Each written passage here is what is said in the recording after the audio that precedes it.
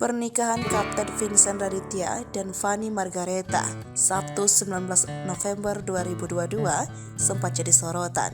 Kendati demikian, kali ini kabar bahagia menghampiri Kapten Vincent Raditya dan istri ketiganya Fanny Margaretha. Fanny Margaretha, istri Kapten Vincent, melahirkan anak pertama mereka. Kabar tersebut diumumkan Vincent Raditya dan Fanny Margaretha pada Minggu 27 November 2022 melalui unggahan pada laman media sosial mereka masing-masing. Diketahui, anak pertama Kapten Vincent dan Fanny Margaretha diberi nama Avelina Raditya. Bayi perempuan tersebut lahir pada 24 November 2022 dengan berat 3,1 kg dan panjang 50 cm. Fanny Margaretha, istri Kapten Vincent, tampak mengunggah potretnya kala menggendong baby Avelina Raditya. Sementara itu, Kapten Vincent juga mengunggah potret kala menggendong sang anak.